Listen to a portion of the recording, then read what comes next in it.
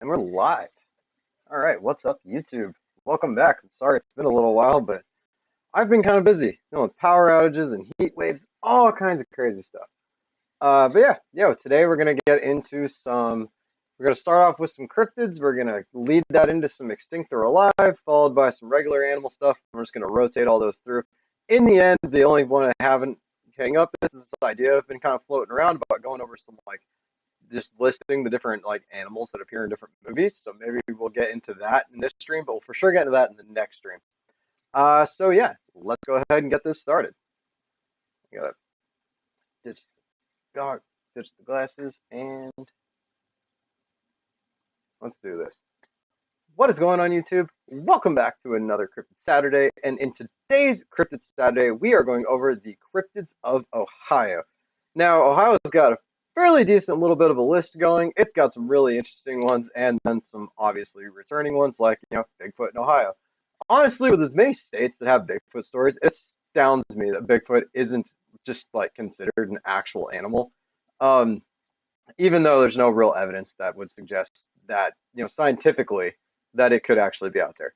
Uh, but yeah, so let's go ahead. Before we get into this article, guys, please remember to hit that like button, hit the subscribe button, drop comments down below with anything you want me to cover in the future. And did you know any of these cryptids if you're from Ohio? As well as turn on that notification bell so you never miss another video from me. And guys, a little bit of a selfish plug here. I am trying to start selling my photography. If you guys would like to see the pictures that I take, you guys can go find me on Instagram, which will be at the end of this video. And I'll try and leave a link for it down in the tile section down below. But if not, I am Alex.Boyette1 over on Instagram. Please go over there and let me know if you guys would be okay or be willing to pay for any of these things.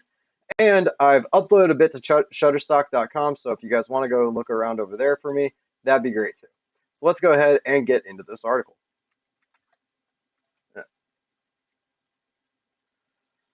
Like I always like to say though, guys, I don't own the rights to these articles. I just use them to push along information. This particular article is coming from Ohio.org. Please go over there and show them some love. This is Unlock the Mysteries of Ohio's Cryptids.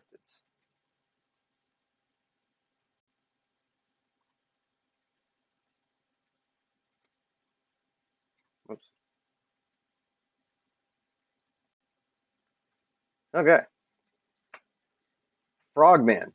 Also known as the Loveland frog, this 4-foot tall bipedal frog creature has been spotted in the marshes along the Little Miami River near Loveland since 1955. Seemingly peaceful, there is no known attacks by the frogman. The frogman has been spotted throughout Hamilton County, most notably around Lake Isabella in Loveland. Lake Isabella is part of a 76-acre park known for fishing and boating on its 28-acre pay lake. Perhaps you can keep an eye out for this cryptid during a stay at one of the campground's 6 camping pod sites.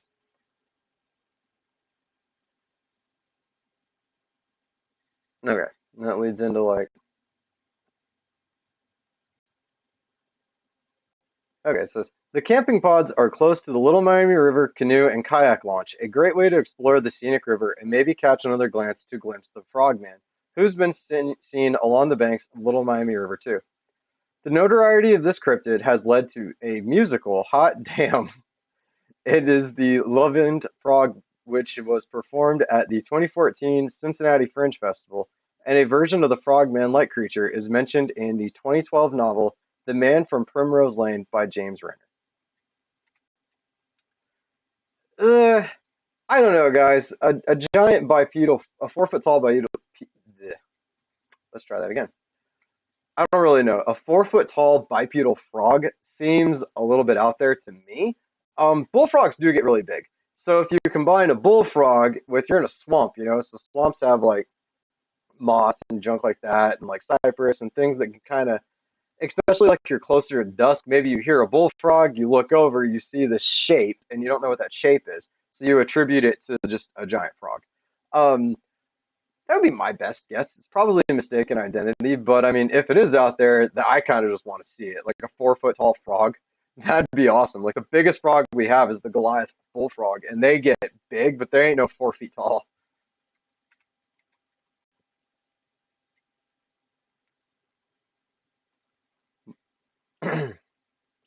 Mothman. It is a really big radioactive bird. It is an interdimensional chaos demon. Is it Batman? No, it's Mothman. The cryptid took to the skies over Point Pleasant, West Virginia in 1966, setting off a chain of sightings around the small town that would culminate in the tragic Silver Bridge collapse of 1967. At the time, this bridge connected Point Pleasant, West Virginia to Gallipolis, Ohio. And like I say a lot in these videos, I'm just going to apologize now for my pronunciations. They're not that great.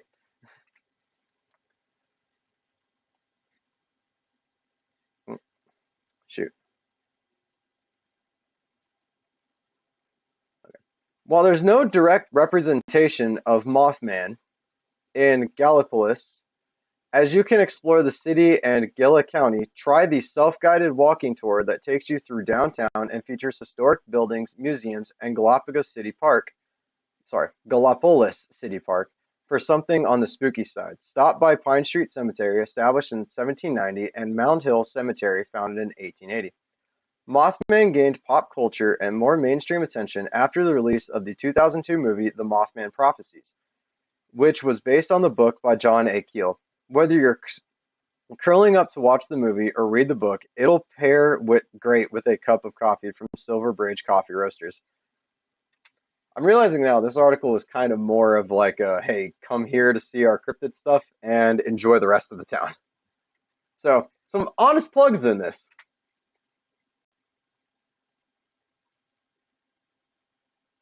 This woman-owned business is named from owner Lorraine Walker's hometown of Gallipolis, looking for recommendations. The Mothman blend would be perfect brew.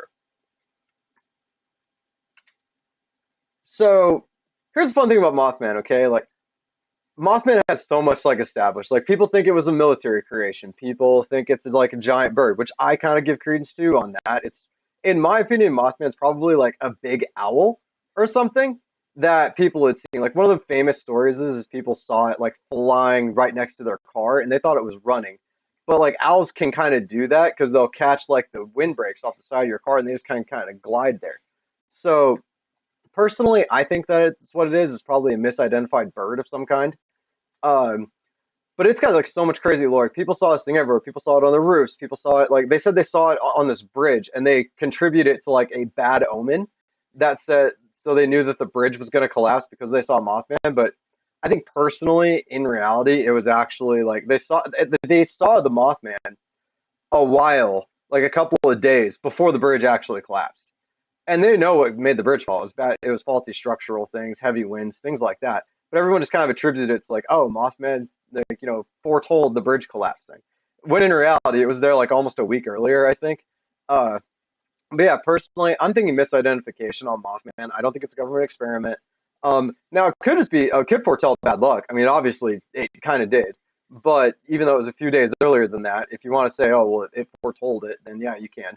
But that's where my thoughts are there on it. Like, I think it's more natural. I think it's mistaken identity, which happens a lot in these kinds of things. But if it's real, my guess is it had to be like some kind of type of an owl. Mind you, it could be an owl that's 6 feet tall that we had no idea existed. And that was back in the day. Now they might just be extinct, and that's why you don't really get that many legit Mothman sightings anymore.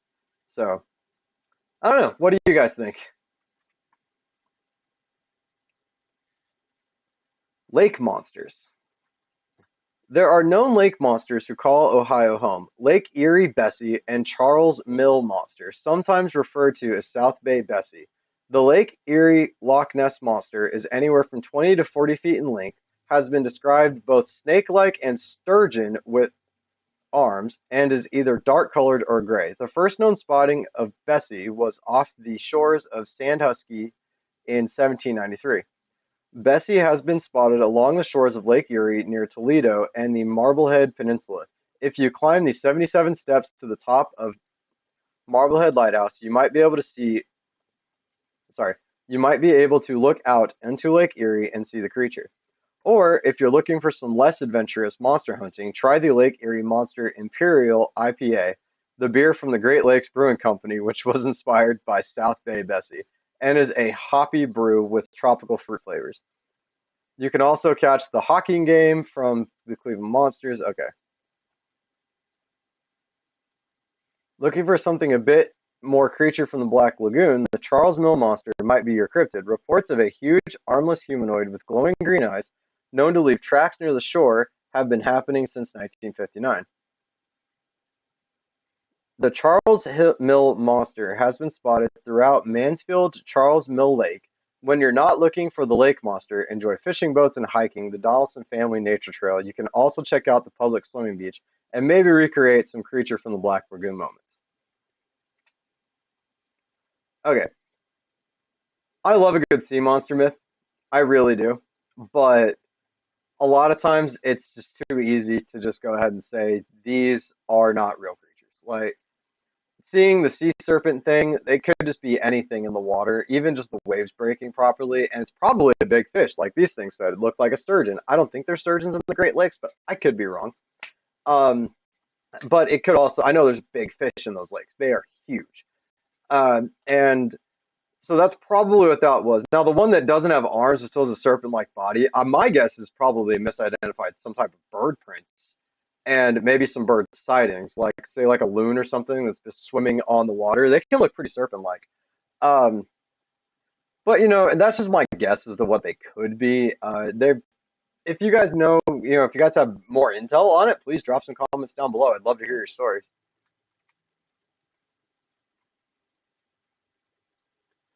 Dogman. Called the Dogman of Dogman. Called the Dogman of Defiance or the Werewolf of Defiance, this humanoid dog-like creature first made its presence known by attacking two railway workers in the early morning hours back in 1972. While there haven't been many Dogman sightings recently, the first Dogman Symposium event in 2016 was held in Defiance.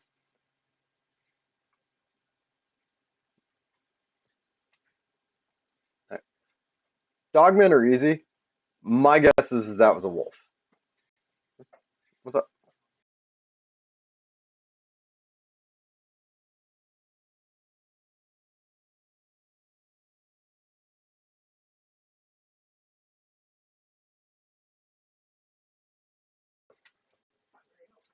Sorry about that. Anyway, where was I? Right, Dogmen. Dogmen are nice because it's probably wolves, and those people were probably attacked by some type of a wolf, maybe a coyote, something along that nature. Uh, but yeah, I mean, there's a lot of dogmen and lore like everywhere, so it's really hard to say whether or not they were real or could be real or are going to be real in the future. People are playing with my dogs. Um, can you make her stop barking, please? Oh, apparently not. Hold on a second.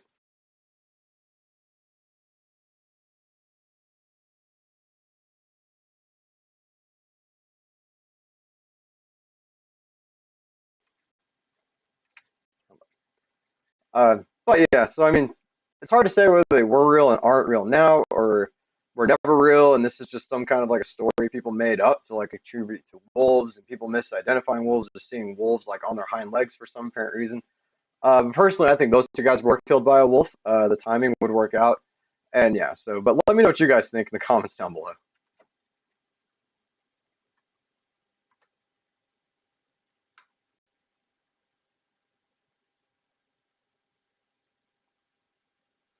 Melonheads. These humanoid creatures with enormous heads wandered the woods near Kirtland, where it is told they escaped or were brought from a mad scientist or doctor's lair/cabin. Or lair/cabin, sorry. Many tales have been spun to their origin, but most can agree it's best to stay clear of the woods near Kirtland at night. While these beings have been While these beings have mostly been sighted along Wisner Road in Kirtland, there's more to see when you visit the town in the Lake Country.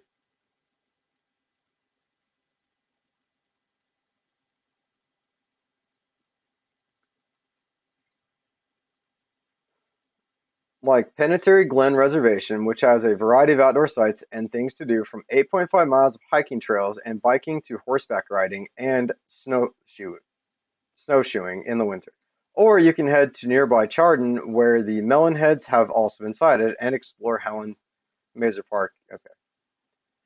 There's even a 2010 movie, Legend of the Melonheads, that is based on stories and sightings of the beings, along with other urban legends from around Kirtland. The 2018 anthology series, The Field Guide to Evil section for the US, Beware the Melonheads, also features a storyline about them. Or watch the ghosted episode of the new series, Welcome to Flatch, which makes a reference to Melonheads.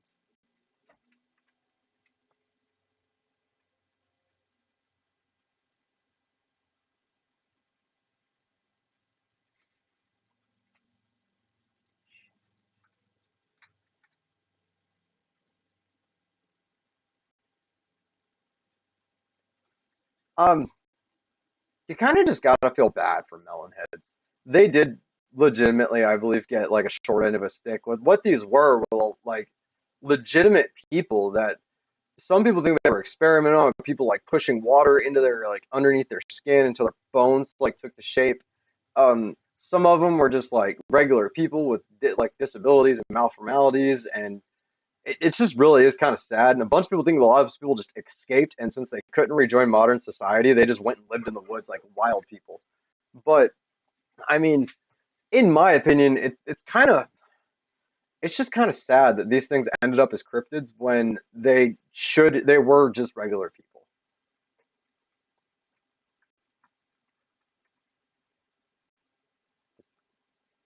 Orange eyes.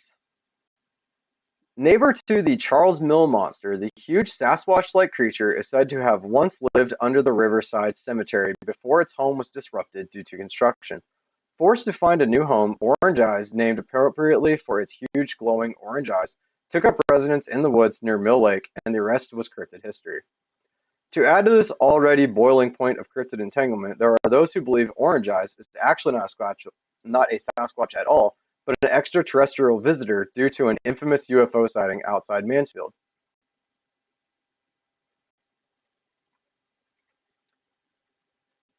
There are a lot of people out there that think Bigfoot's an alien. I mean, that's not unheard of in the lore. Uh, but what I would like to say is this particular one probably misidentification. Although I don't know what creature has orange glowing eyes. If orange reflection out of the eye shine.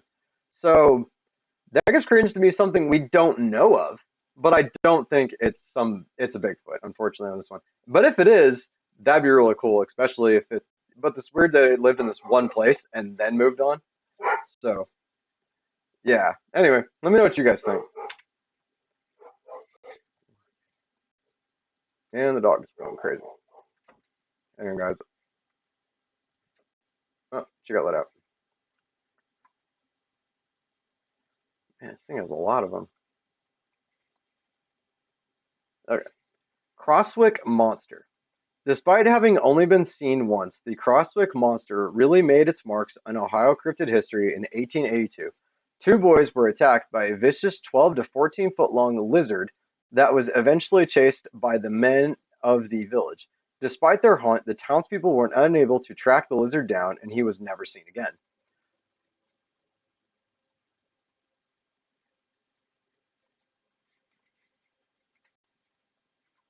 Um, so, to my knowledge, large lizards, which in the United States, I believe would basically be alligators, never made it that far, or don't normally make it that far north. Now, if one did, it could potentially survive in, I don't know where Crosswick is, but if it's far enough south, it potentially could make it. I mean, I live in Oklahoma, and we just had an alligator found in a lake. So there's a good possibility that this particular thing, if it was an alligator, could have survived for a while if it was the summer, but then maybe died out over the winter, and that's why they never found it again. And if like the townsmen went looking for it, if that thing went into a body of water, no one would ever have found it. So potentially an alligator. I'll take that bet.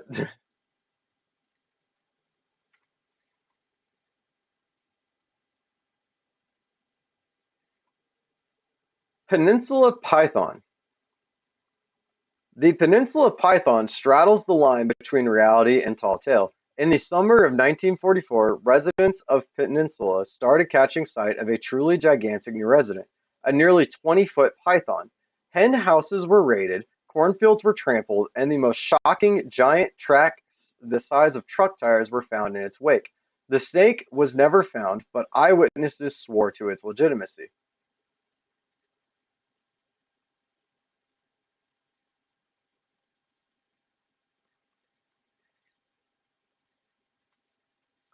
Um, Kind of the same thing as the alligator. If a big python was like someone's pet and they let it go, granted, this was in 1944. I don't know if people were keeping pythons as pets in 1944, but actually, if they weren't and it was just a random guy who had one and let it go, that would sort of make sense. Now, it raiding hen houses, definitely probably coyotes.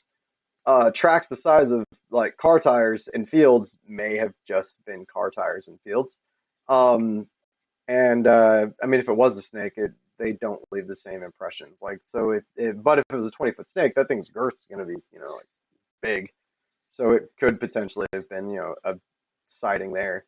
But like I said, it probably would have died over the winter, and that's probably why they didn't find it. Because that far north, they're probably not going to make it. Although there are snakes up there, so maybe it did. But snakes are also notoriously hard to find. So if it didn't reproduce like they do down in Florida, where they're running rampant, uh, potentially it just lived out its life up there. So I don't know.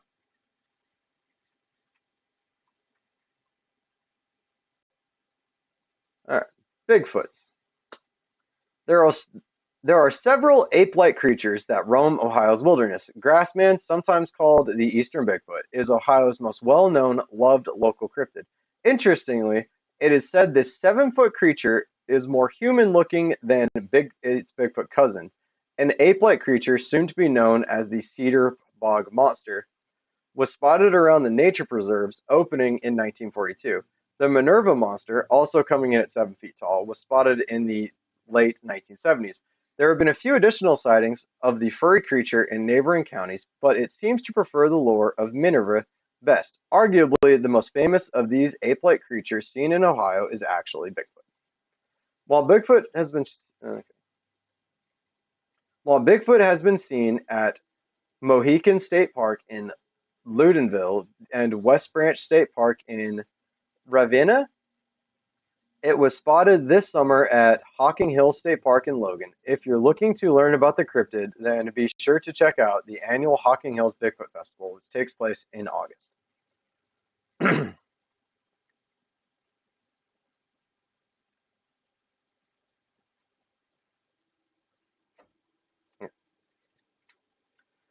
Um, Interestingly enough, they do say that Ohio Grassman looks more human than Bigfoot, but they've seen it multiple times at multiple different years in multiple different areas, which makes it seem like if it is a real creature, there's probably a population of them that's just showing up because it's probably not the same one multiple times. But I don't know, man. Like there aren't any 7 foot tall people, but if there were people out in the woods that were just abnormally tall back in 19, what time did it say?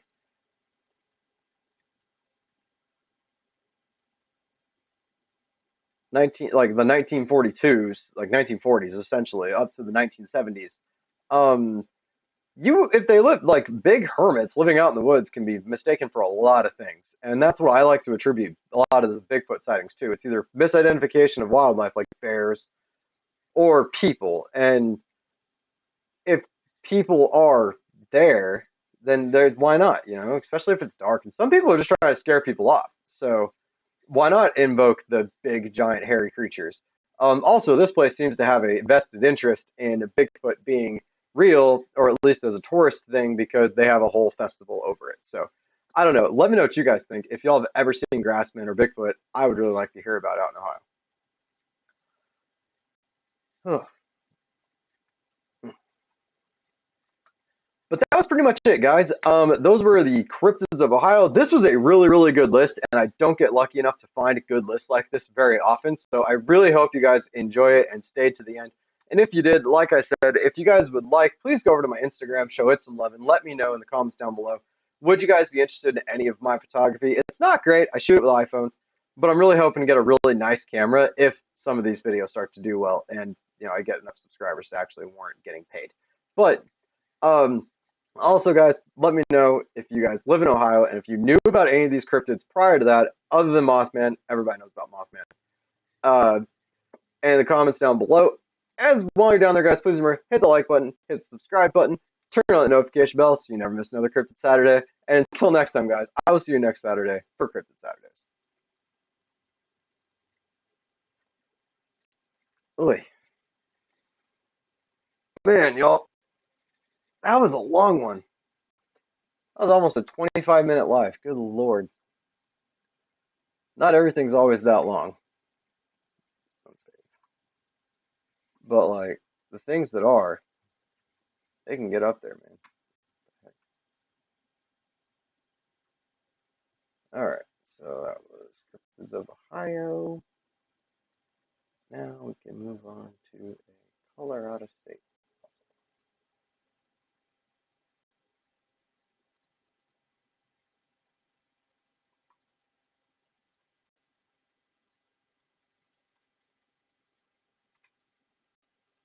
And now we swap out slideshows.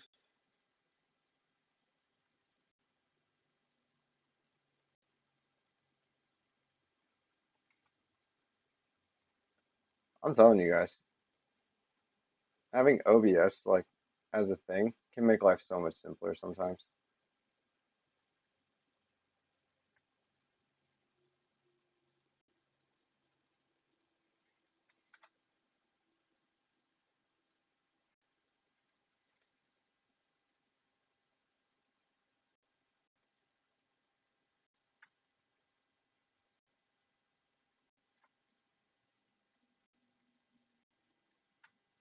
As is, you guys get to see like the behind the scenes of me setting it up. And that's what I kind of like about this format that I've done for myself is you guys actually get to like be kind of on the journey with me more.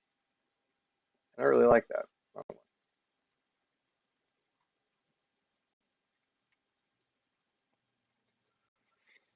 All right, the next couple should be a little bit faster. Because there's not quite as much of it. Now, when we get into like some of the end ones, oh Lord, is that going to be a trip? Um, but okay, so let's go ahead and start recording on this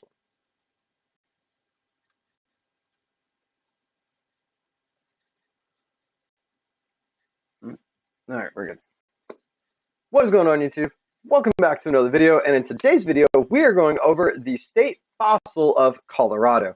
Now, Colorado has a really cool state fossil. I actually did grow up in Colorado, even though now I live in Oklahoma. But you know, it was really kind of fun to hear about some of the history on where this grew up. So before we go, real quick, don't cheat. What I want you guys to do is pause this video, go down to the comments, and drop a comment. Do you guys know what Colorado state fossil is? Go ahead, I'll wait. And now that you guys have done that, we can go ahead and hop into this article. But before we do that, though, guys, I would like to go ahead and please ask you guys to hit that like button, hit the subscribe button, turn on that notification bell so you never miss another video from me. And while you're dropping those comments down below, please do all that for me. As well as, guys, I'm trying to start branching out into selling my photography a little bit. And if you guys could please go over to my Instagram, which is Alex.Boyette1, you guys will be able to see a lot of the photography that I do. And please let me know if you would be actually be interested in buying any of it. Currently, I'm uploading to Shutterstock, just some stock sites, just to see if I can, actually have some fun. So please go over there and show me some love. And all that being said, let's go ahead and hop into this article.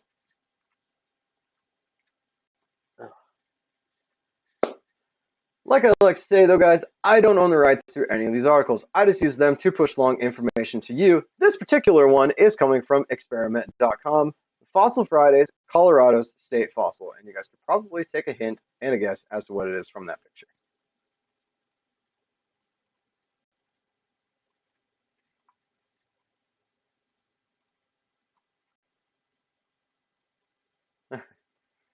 Stegosaurus was named the state fossil of Colorado in 1982 due to its history of discovery. Many species have been found in the state, including the holotype specimen. Stegosaurus lived in the Kimmeridgian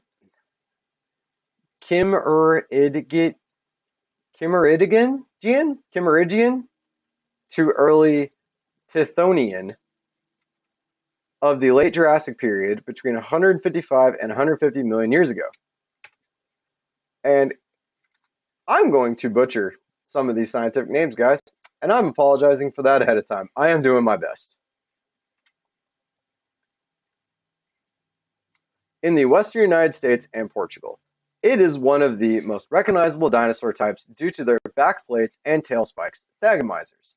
It was first found and named during the Bone Wars in 1877 by Othniel Charles Marsh, north of Morrison, Colorado. Marsh, 1877, the original species name was Stegosaurus armatus, but the type specimen was too fragmentary and the species is now considered a nomadium, which was replaced by S. stenops as the type species, and the only other valid specimens are S. undulatus, Glatton, 2010, and S. Salcatus, Gilmore, in 1914. Stegosaurus had the largest plates of any stegosaur, with some plates pushing 1 meter (3.3 feet) in height. The arrangement of their plates was controversial for a long time. No one knew if they were in one or two rows, and if they were in pairs or alternating. A specimen from Cannon City, Colorado, indicates that the reconstructions with two alternating rows was the correct arrangement. Just as the arrangement of their dorsal plates was a mystery for the longest time, so was their function, with theories ranging vastly. The most realistic answer to their purpose is likely a mix of many roles, including species recognition, display, defense, and thermoregulation. There appears to be a size difference between the plates of S. stenops and S. undulatus, who live together.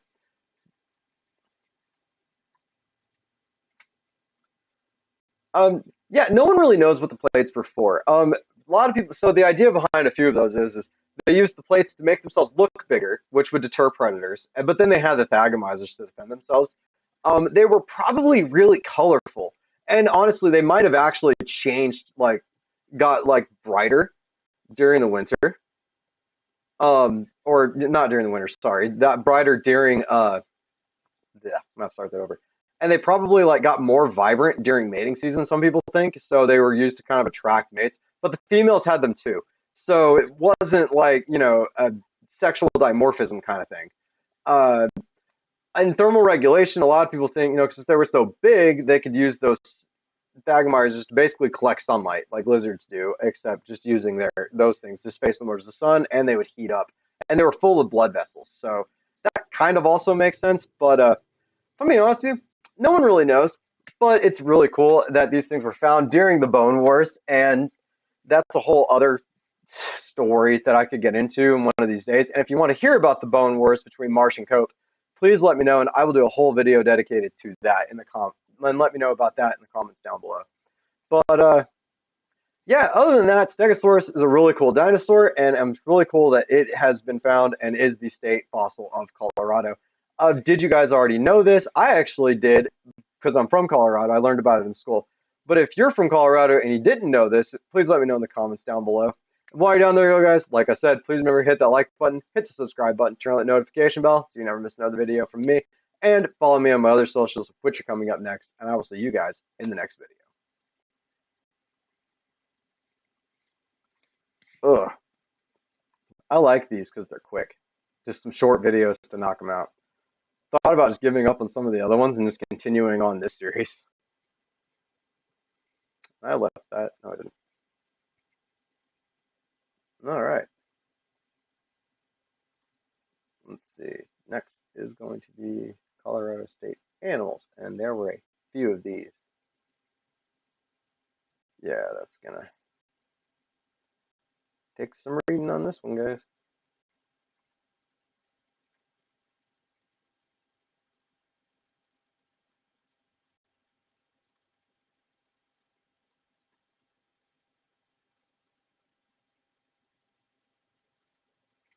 All right, and we can turn that off for now.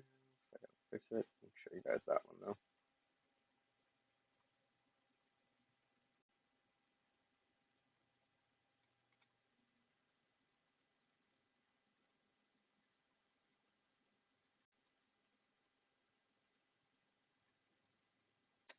wonder why it makes me do this so often.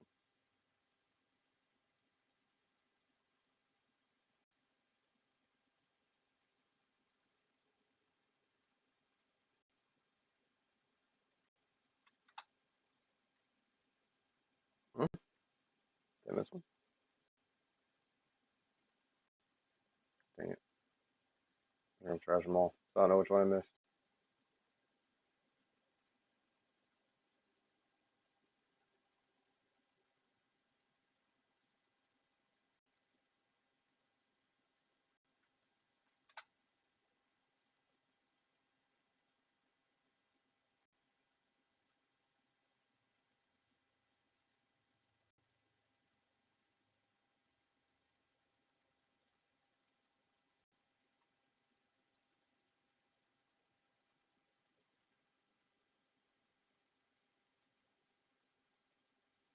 Why does it keep flashing into the... Hang on.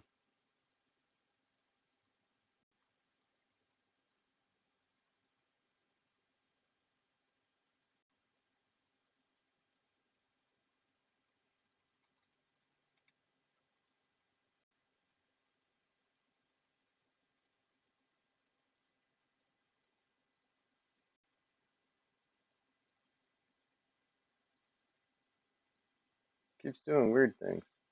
I think there's a glitch in the slideshow for this.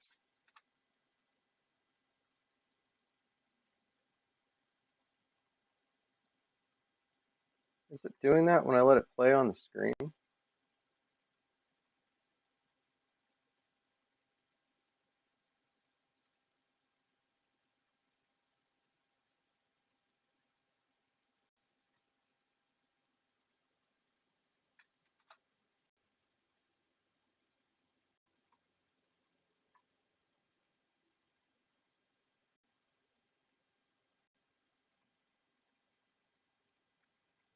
No, it's not. Okay, well, that makes me feel better. I was legitimately confused.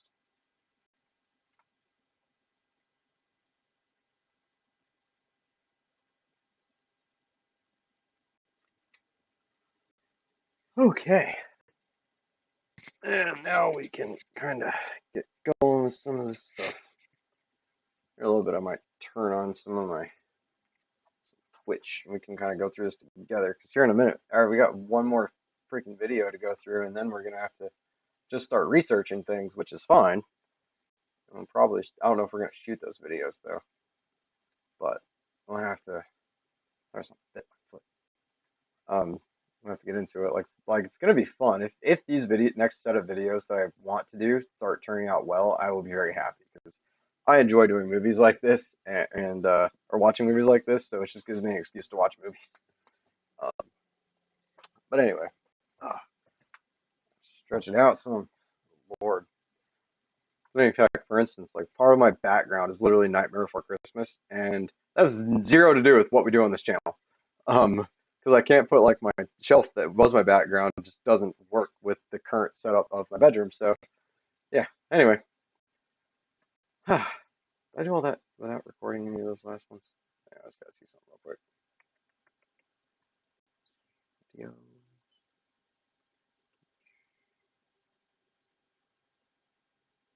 No, we only done two, so we're good. Anyway.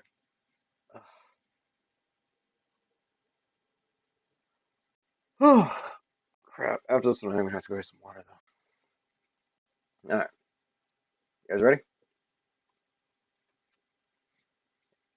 Shades. Okay. What is going on YouTube? Welcome back to another video, and in today's video we are going to go over the state animals of Colorado. As I said in my last Colorado video, I grew up there. So it was actually kind of really cool to learn about this because I didn't learn about a bunch of these. Some of them actually surprised me as to like why they're not certain things. For instance, is like the elk does not appear on this list, and elk are huge in Colorado. So I thought they would actually make the list, but maybe they're just too obvious.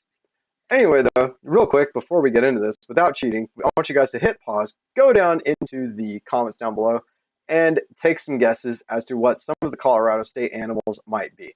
And this particular place had a pretty solid list, so we're going to cover a few of them today. So go ahead and take a moment and do that. Cool. So while you're down there, guys, I hope what you guys did was hit that like button, hit the subscribe button, and turn on the notification bell so you never miss another video from me. Also, guys, I'm trying to start selling my photography, and I would really appreciate it if you guys please go over to my Instagram at Alex.Boyette1 and kind of give me some advice on if you guys would actually like to sell some or buy some of my pictures. I already got a few up on Shutterstock. I know it's a stock site that you kind of got to pay a subscription for. But hey, it's just a spot for me to get started. So those comments would be highly appreciated. And that being said, let's go ahead and get into the article. Ugh. Like I always like to say though, guys, I don't own the rights to these articles. I just use them to push along information. This particular article is coming from A to Z Animal God, I gotta start that over. This particular article is coming from a-z-animals.com. Please go over here and show them some love. This is Discover the 8 Official State Animals of Colorado. And quick aside, I didn't go over all 8 of them because we already did a couple in other videos. So yeah, so we did skip a few.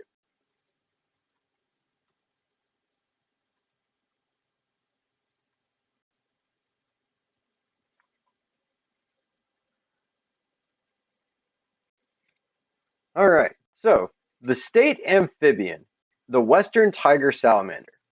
The western tiger salamander was designated as the official state amphibian of Colorado in 2012. The adoption of this salamander as the state amphibian came through the efforts of students from Stick and Westerly Creek Elementary, the Bill Roberts K-8 School, George Washington High School, and Stanley British Primary School. These students selected the western tiger salamander, also known as the barred tiger salamander, as the candidate for Colorado state amphibian because it is found in all 64 counties in the state. When the legislation was debated in the Colorado House of Representatives, a second candidate was presented for consideration as the state's official amphibian, the northern leopard frog. The proposal was dismissed, however, because the frog is only found in 58 of Colorado's 64 counties. The western tiger salamander was approved by the House, then by the Senate. Governor John Hickenlooper signed the bill, and the western tiger salamander was officially designated as the state's amphibian of Colorado on March 16, 2012. The range of the western tiger salamander runs throughout the western United States, as well as southwestern Canada and northern Mexico. The salamander is almost always found near ponds, streams, or lakes. So that poor frog got beat out to be the state's animal by literally just a few counties. That sucks for the frog, I guess. But there you go. That's the salamander.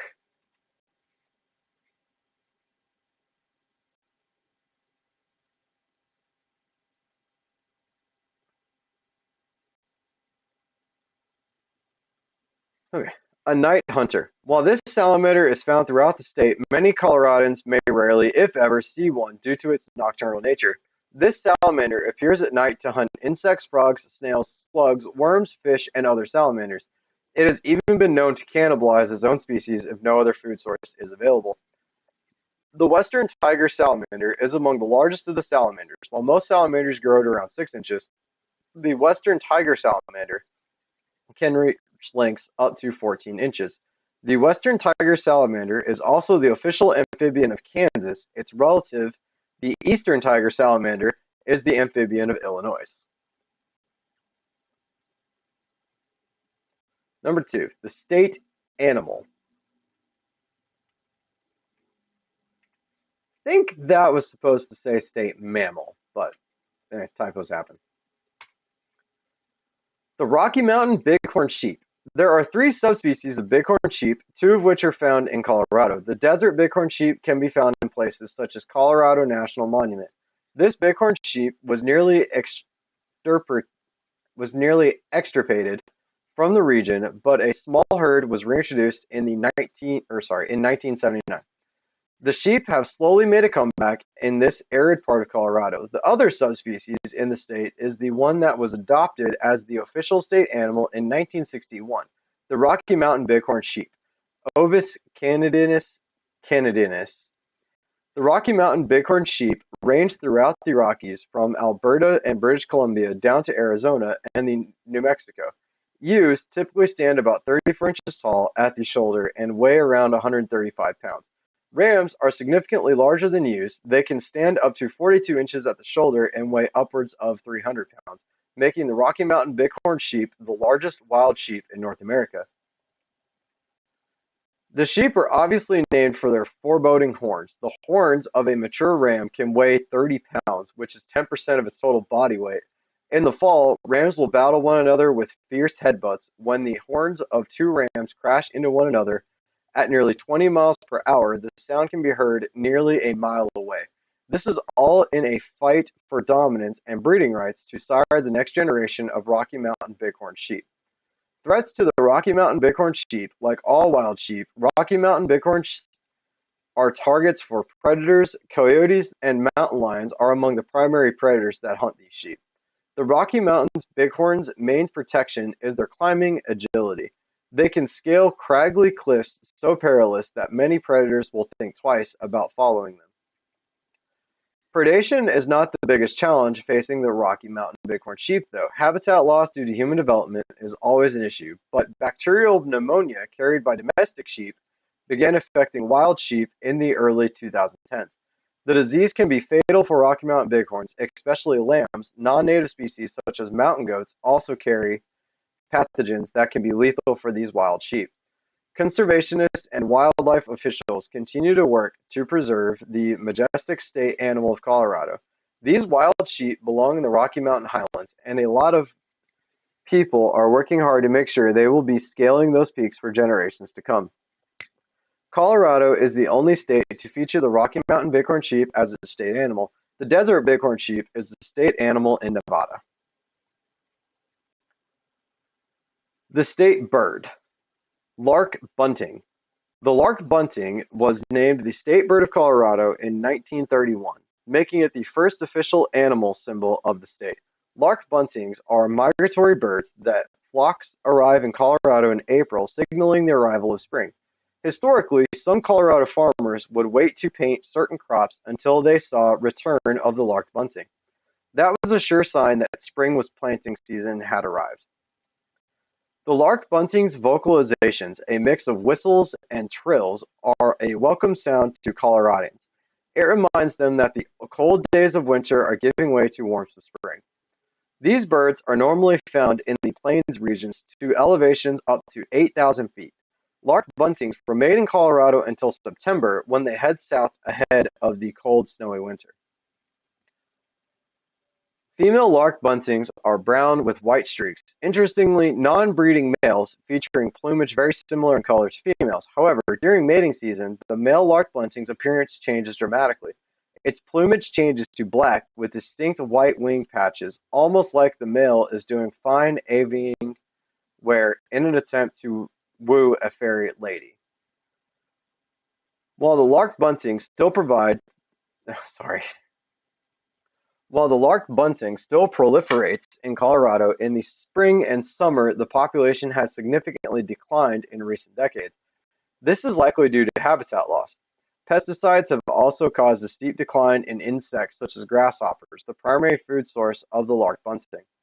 The lark bunting's vocalizations, a mix of whistles and trills, are a welcome sound to Coloradians. It reminds them that the cold days of winter are giving way to the warmth days of spring. They already said that. These birds are normally found. I may have just done that twice.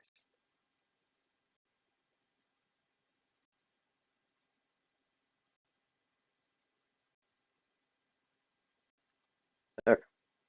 State fish. State fish, greenback cutthroat trout. Colorado's waterways once teemed with the greenback cutthroat trout. The population of this native trout was decimated through pollution from mining operations and the introduction of non-native fish species. The greenback cutthroat trout was declared extinct in 1937. However, after this declaration, there seemed to be hope when small populations were discovered in 1957, 1965, and 1970. Following these discoveries, an intensive conservation effort was launched, which included Colorado lawmakers' designation of the greenback cutthroat trout as the official fish of the state in 1994. However, in a cruel twist, it was later determined that these fish were not true greenback cutthroat trout at all, but rather a similar-looking subspecies.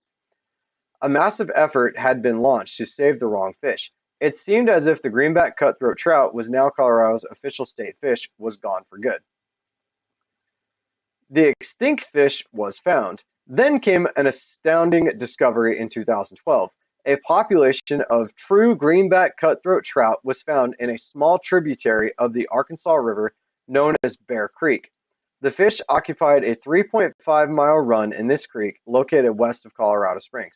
Interestingly, the fish is not native to this stretch of water. It seems that J.C. Jones, a homesteader and entrepreneur, was planning to build a hotel near Bear Creek in the 1870s. He stocked ponds on his homestead with fish, including greenback cutthroat trout, to build up his hotel's appeal to anglers. Some of these greenback cutthroat trout found their way from these ponds into Bear Creek. Thanks to impassable waterfalls, the fish were isolated and survived in these waters for over 140 years until they were rediscovered in 2012. Jones Hotel never materialized, but he may have unwittingly saved this trout species from extinction. After the discovery of this one remaining population of greenback cutthroat trout, Colorado Parks and Wildlife launched what some viewed as a Hail Mary attempt to save the species. The fish were reintroduced into other Colorado streams, including those in Herman Gulch near Loveland, but it was all a waiting game to see if the reintroduction would take hold. An encouraging sign. In 2022, CPW officials announced that the greenback cutthroat trout were reproducing on their own in the wild. It is an announcement that seemed utterly impossible just a few short years ago. While the signs are certainly encouraging, biologists caution that it will be quite a few years before there are fully restored greenback cutthroat trout populations throughout the state. The fish still has an uphill battle, which includes battling the aggressive and invasive brook trout for food and habitat. I really do love when things like that happen. It's sad, but then it's fun. 'Cause it's like that man unknowingly saved a species. They're not where he put them, but they come from where he put them.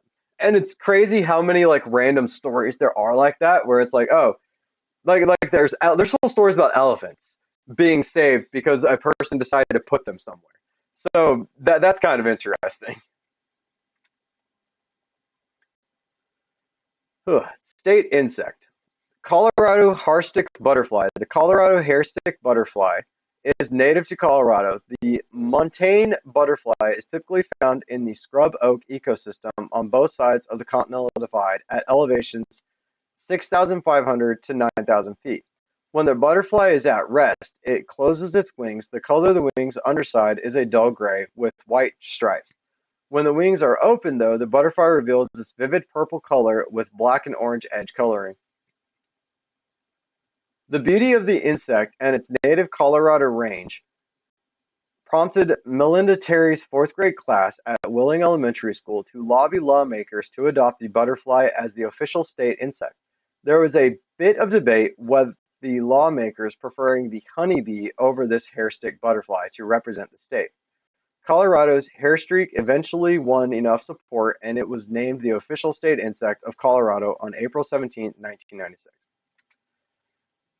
I can't help but think that might be because people are kind of biased against bees. I actually think I'm kind of glad it was the butterfly because it's beautiful, but I kind of think it would be more fun if it was actually the bee that ended up as the Colorado state insect. Let me know what you guys think about that, though, in the comments down below. Okay, the state reptile. Western painted turtle. The western painted turtle was selected as the state animal by two of J. Cheese fourth grade classes, 2007 to 2008. The students learned that the state lacked an official reptile, so they began researching reptiles that were native to the state. They decided on the western painted turtle as the best reptilian representative of Colorado since it is a common sight in the state's ponds and lakes. Their efforts were rewarded when Governor Bill Ritter signed HB 08-1017 on March 18, 2008, naming the western painted turtle the official state reptile of Colorado. Painted turtles are the most common aquatic turtle species in North America. The subspecies of the turtle, such as the eastern, southern, and western painted turtles, are largely differentiated only by geography and aesthetics. In truth, these turtle subspecies vary only slightly from one another. All painted turtles eat small fish, aquatic insects, and vegetation. Males grow to be about 8 inches long, while females can grow up to 1 foot in length. It is common for these turtles to live up to 30 years in the wild, though some have lived as long as 50 years. And that is it. That is all of the state animals. We left out one, which was the state fossil, which we just did in yesterday's video. And if you guys would like to learn about that, please go over to that video and watch it. So let me know in the comments down below. Are you guys from Colorado like me? Did you guys know any of these ahead of time? And if you did, please let me know in the comment sections down below. And while you're there, guys, please remember to hit that like button, hit the subscribe button, turn on that notification bell so you never miss another video from me, as well as follow me on my other social medias, which will be coming up after this. And I will see you guys in the next video.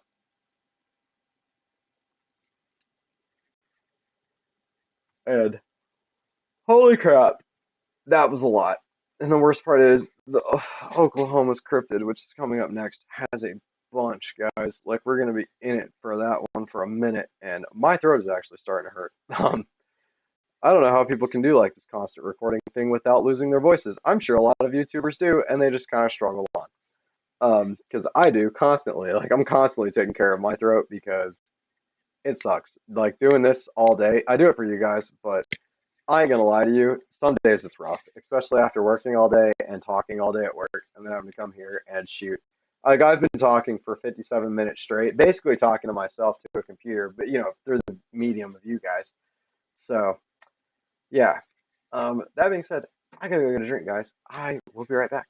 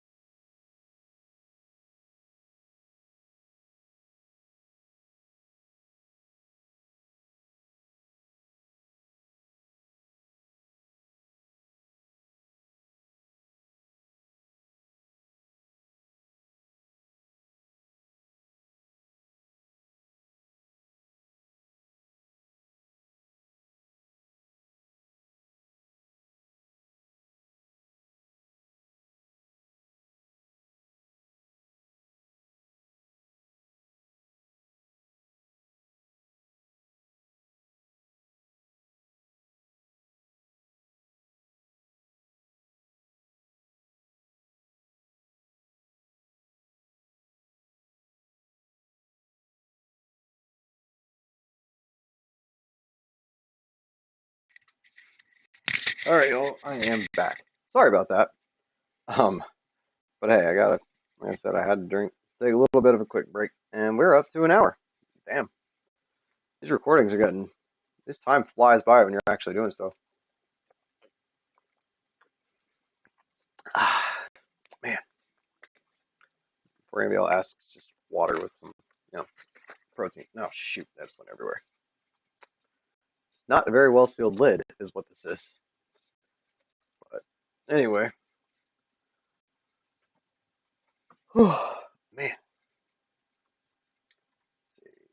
don't save, and we're gonna have fun too. Another bit of it in here. All right, so we're going over to the Oklahoma cryptids, and this is going to be a trip because why is it that one? Oh, it does. That's good. Yeah, because this thing had a couple of different sites that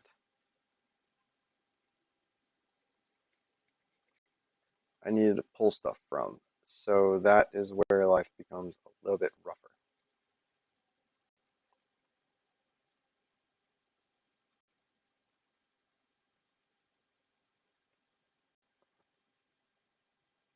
And also, ironically, only 3 pictures.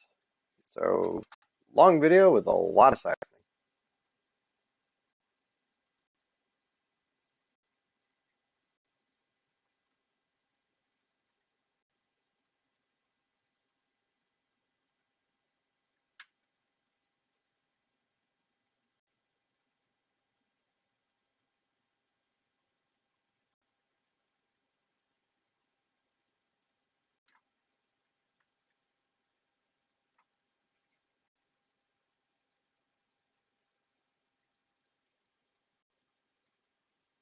Oops.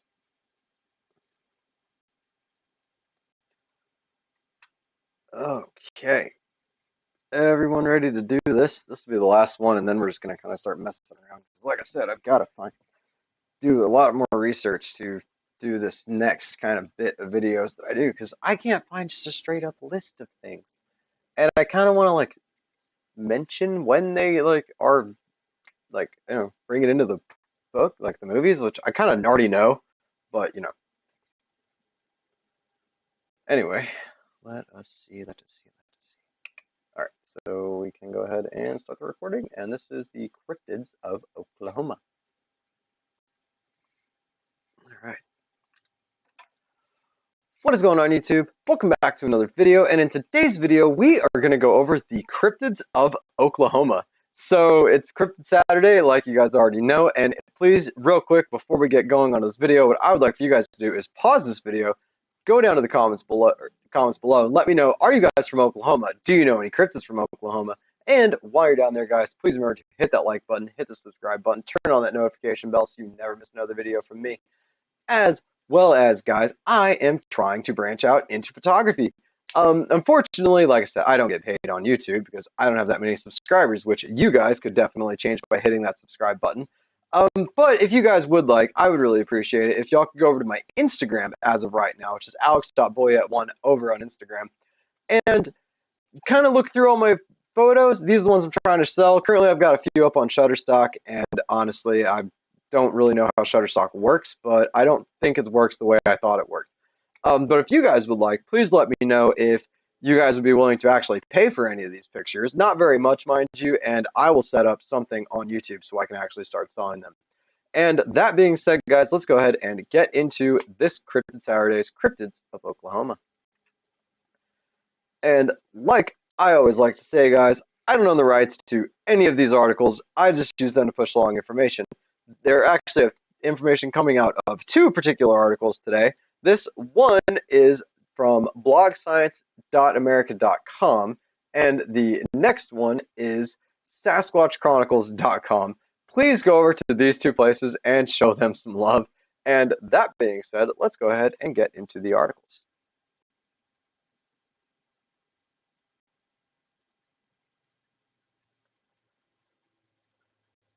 Oh, I didn't pull up the other thing I need for this. Whoops.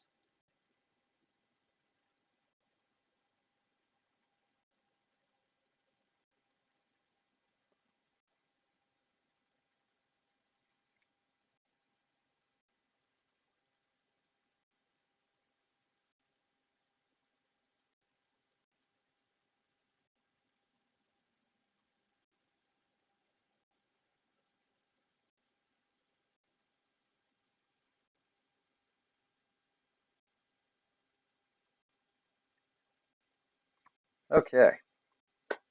The Oklahoma octopus.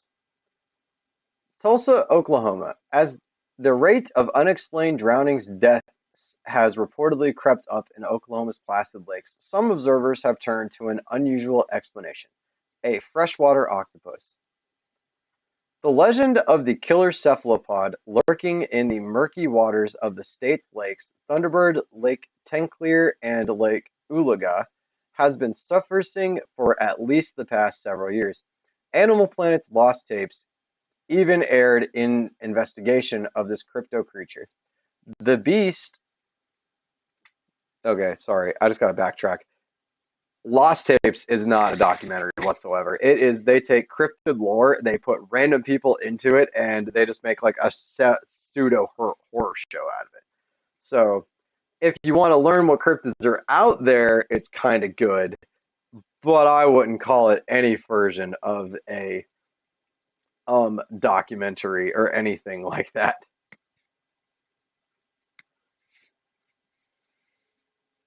Or even an investigation. Really, it's just not.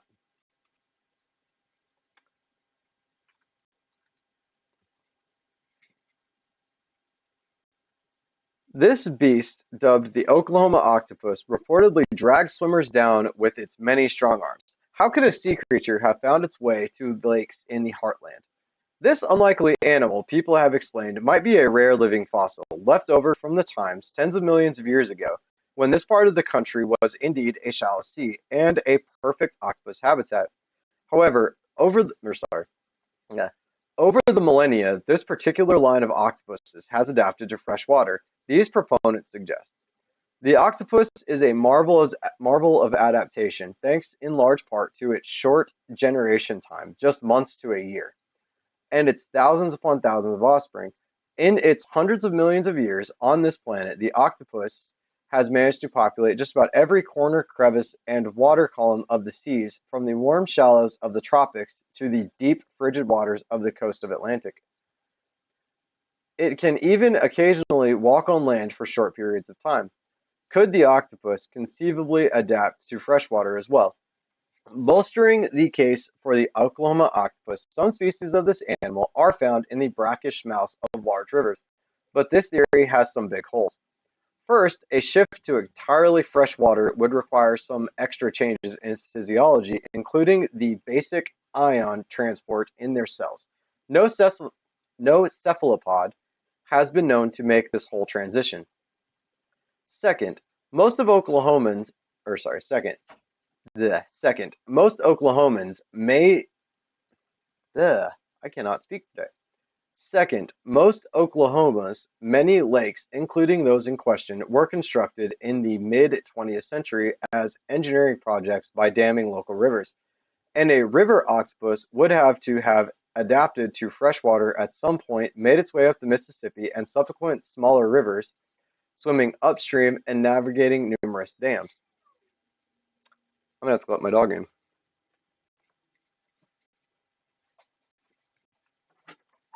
Hey, Luna, come on. Hey, baby, you guys want to see my puppy? There she is. Hey, in my pajamas. What's up, big girl? She's got one to be left alone. She's just gonna join us.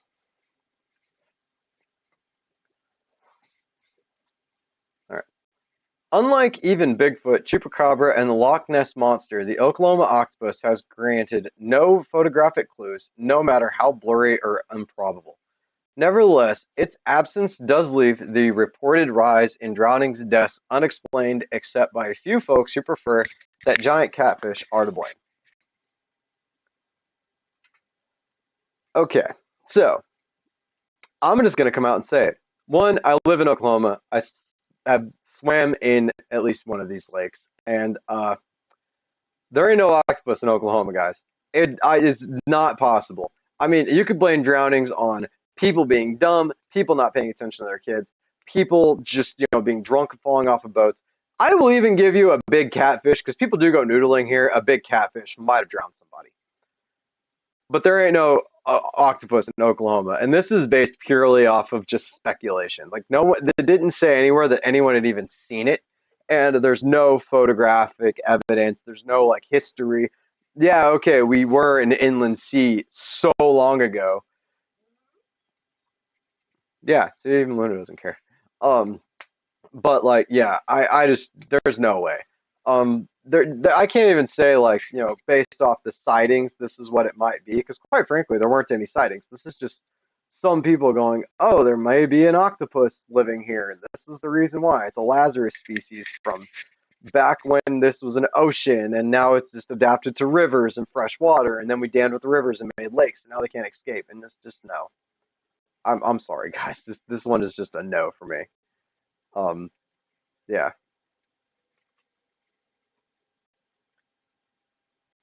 Green Hill Monster. This story is as best as I can remember it. I will only use initials of persons involved, but there were several persons involved at the time. You can take this story slash report however you feel.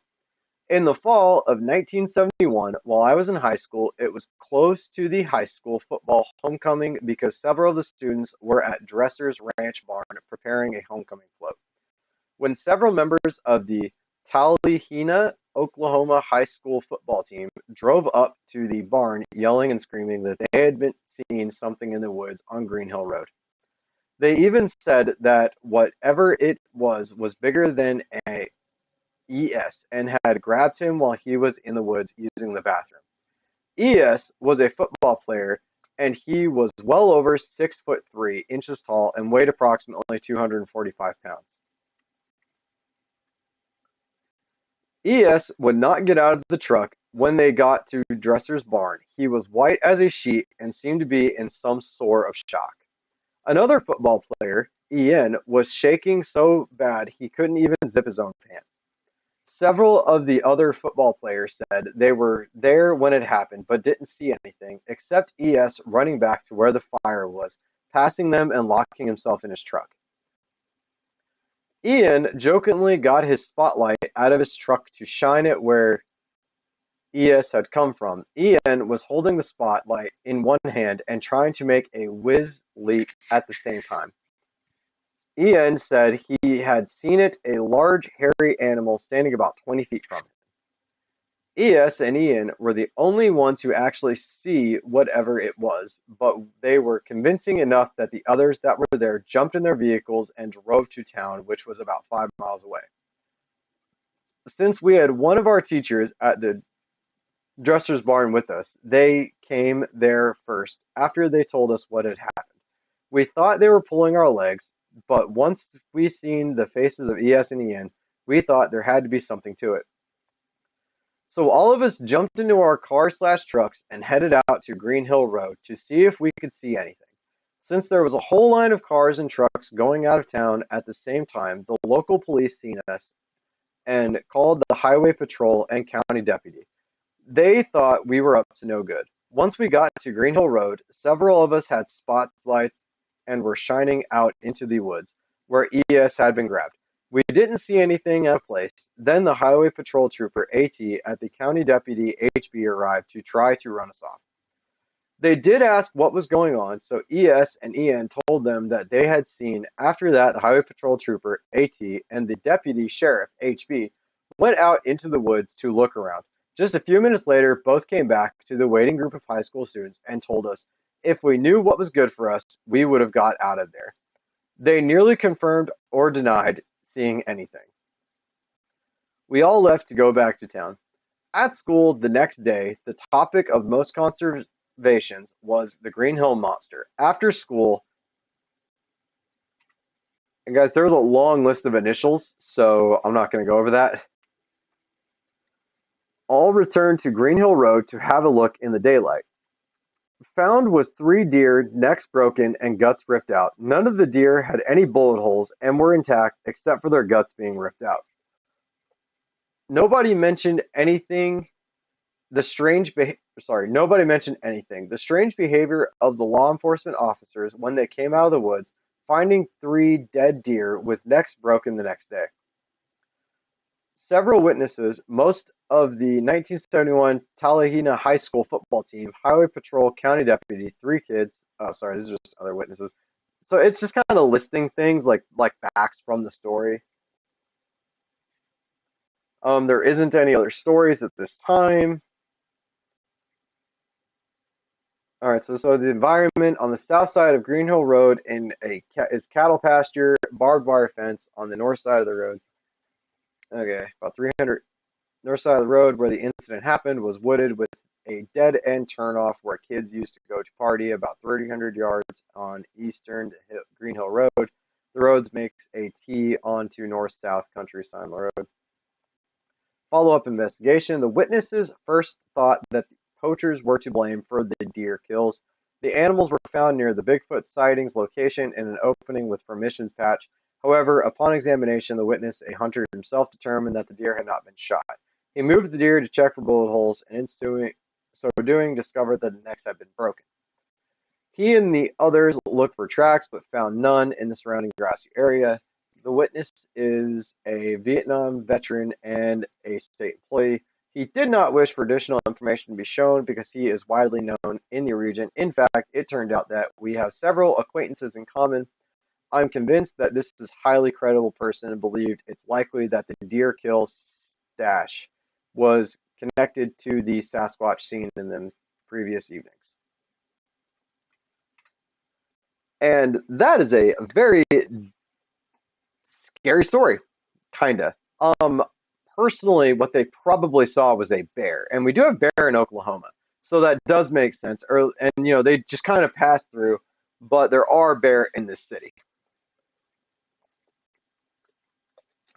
Sorry, in this state.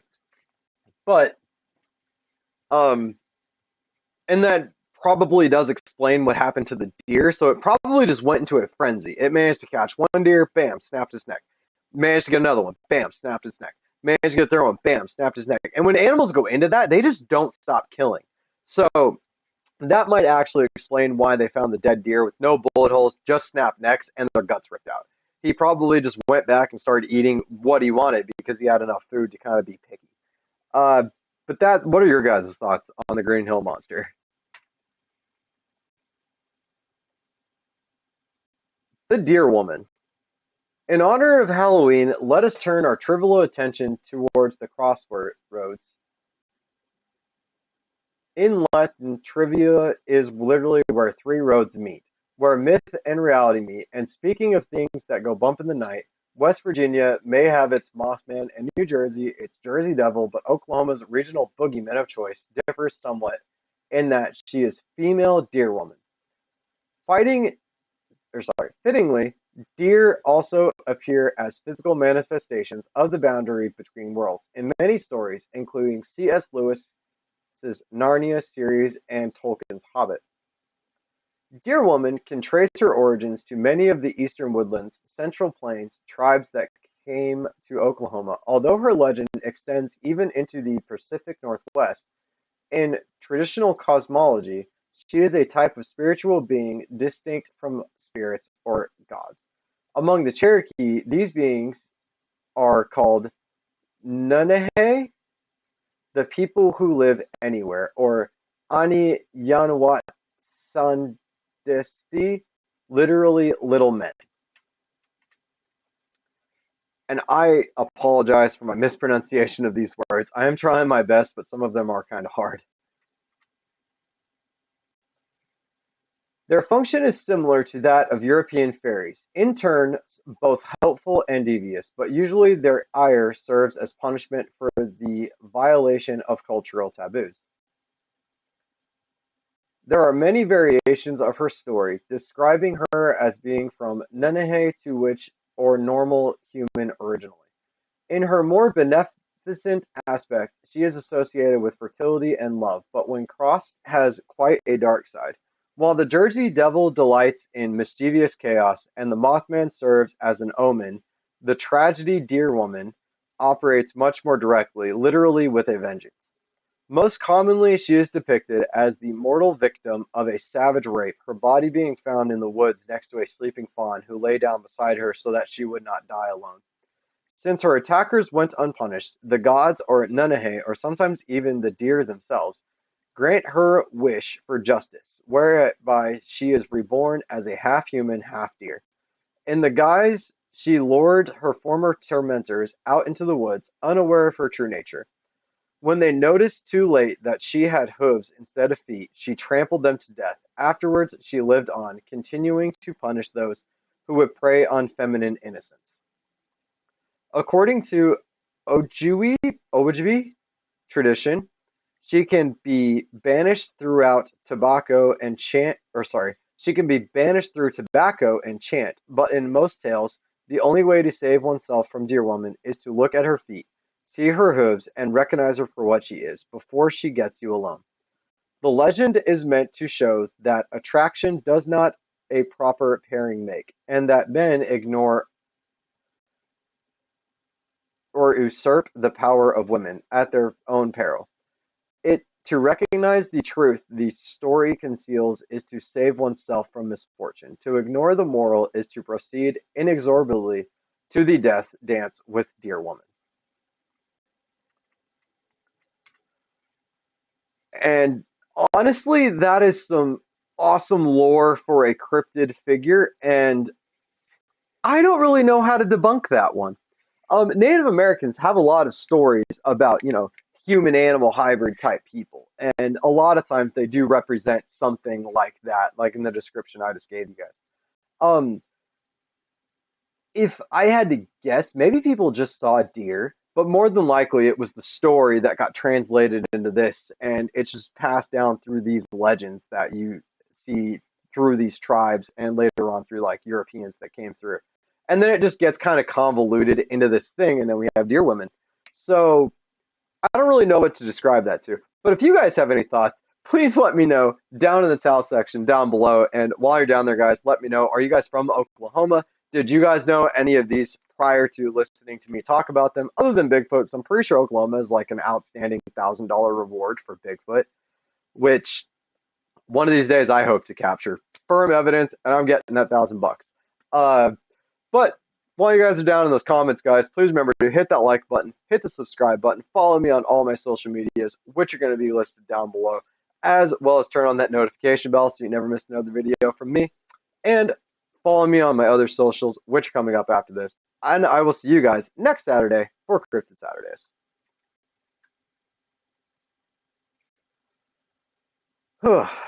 Okay, guys. Well, I've been at this for an hour and a half. And if you've stuck with me for this long, I thank you. If you haven't, that's fine too. You guys can catch all of these videos coming up on YouTube in the future weeks. And I'm going to go ahead and hop off of here, guys.